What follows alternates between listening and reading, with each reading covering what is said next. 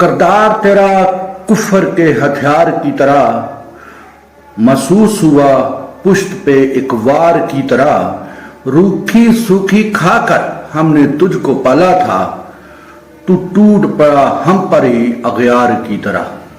السلام علیکم۔ آج جمعۃ المبارک ہے، سب کو بہت بہت مبارک ہو۔ جمعہ پڑھیے، دعا کیجیے۔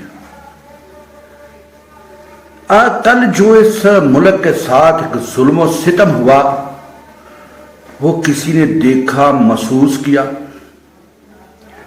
یعنی ان کیسوں سے جن کیسوں پر ان کے وزیر اعظم اور وزیر اعلیٰ بننے سے پہلے شہباز شریف اور حمزہ پر اس دن فرد جرم عائد ہونی تھی، انہی کیسوں کو کل باعزت طور پر بری کر دیا گیا۔ خیر، باعزت کا لفظ جو ہے نا وہ رہنے دیجیے، ان کو بری کر دیا گیا۔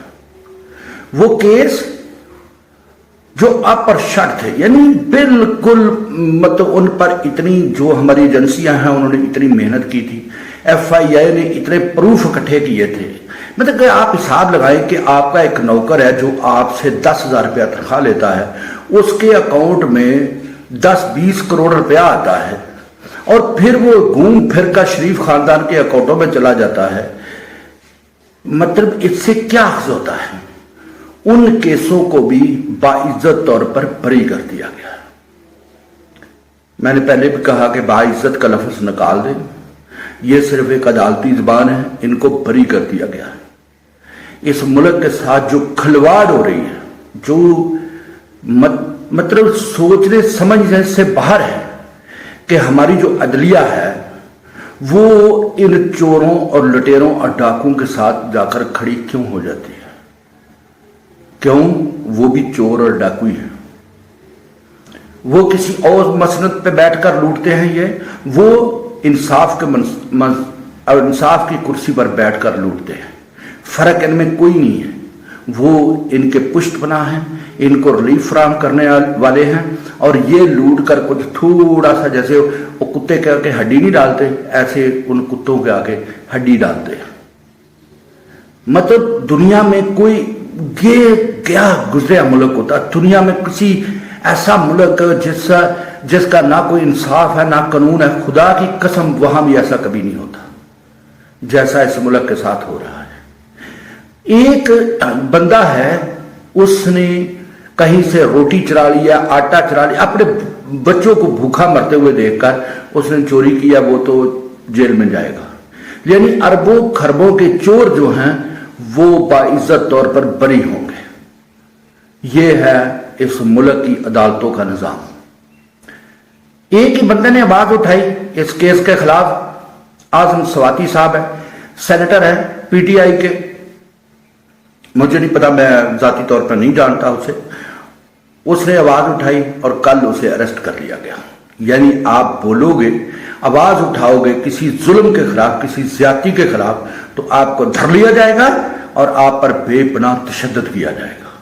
وہ سینیٹر تو ہے، اس سینیٹر کے کپڑے پھاڑ دیے، اس کو بے عزت کیا گیا، اور اب اس کو اٹھایا گیا ہے، اس کو بند کیا گیا ہے، اور اب اس پر بے پناہ تشدد ہوگا۔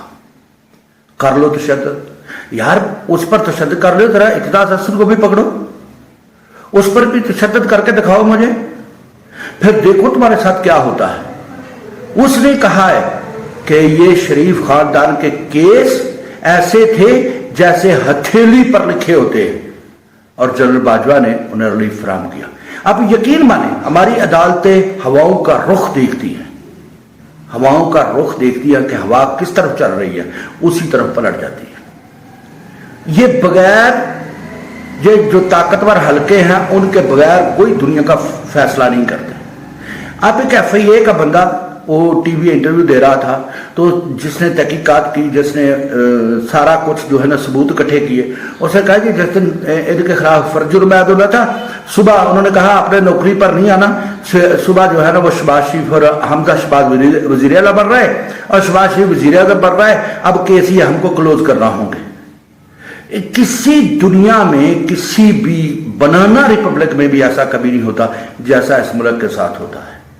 اور میں نے پہلے کہا ہے کہ یہ ہواؤں کا رخ پہچان دیا جاتا ہے۔ یہ انصاف کے لیے نہیں بیٹھے ہوئے، یہ کچھ لوگوں کی خوشنودی کے لیے ہوتے ہیں، کیونکہ یہ کرپٹ ہوتے ہیں، ثبوت ہوتے ہیں ایجنسیوں کے ایجنسیوں کے پاس ان کی کرپشن کے 2 نمبری کے، اور مریم کے پاس ان کی ویڈیوز ہوتی ہیں جو بے حیائی اور بے غیرتی کرتے ہیں ہوٹلوں میں جا کر، ان کی اس کی ویڈیو ہوتی ہے، اور انہی ویڈیو پر ان کو بلیک میل کیا جاتا ہے کہ اگر ہمارے پاس، آپ کو یاد ہوگا وہ جو نیب کا جج تھا، یاد ہے نا آپ کو، یعنی یہ ایسے ہے کہ اس کو وہ عمرہ کرنے گیا، پہلے سے طے تھا سب کچھ، یہ مکہ مدینہ میں اسے ملے، آپ اندازہ لگا لیں، اس کی ویڈیو بھی بعد میں آئی، ٹھیک ہے نا۔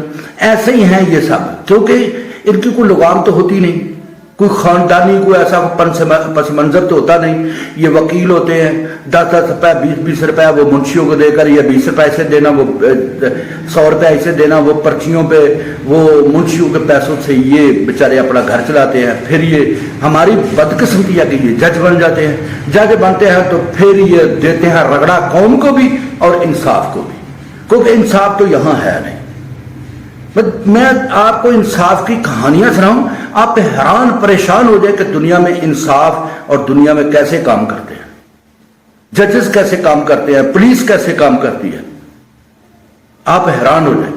لیکن یہاں پر نہ کوئی انصاف ہے، نہ کوئی قانون ہے، یہاں پر وہی قانون ہے جس کی لاٹھی اس کی بھینس، جو سرمایہ دار ہے، جو کسی عہدے پر بیٹھا ہوا ہے، جو طاقتور ہے، اس کے لیے نہ کوئی یہاں قانون ہے نہ انصاف ہے، انصاف صرف بیچارے ایک بکری چور کے لیے ہے، انصاف یہاں صرف ایک کبوتر چور، ایک بکری چور، کسی نے راشن چرا لیا، ان کے لیے انصاف ہے یہاں، کیونکہ ان کی اوقات ہی نہیں ہے انصاف دینے کی، ان عدالتوں کی، ان ججوں کی اوقات نہیں ہے انصاف دینے کی، یہ انصاف صرف غریب آدمی کرتے ہیں، غریب آدمی کے لیے ان کے پاس سلوٹ ہوتا ہے۔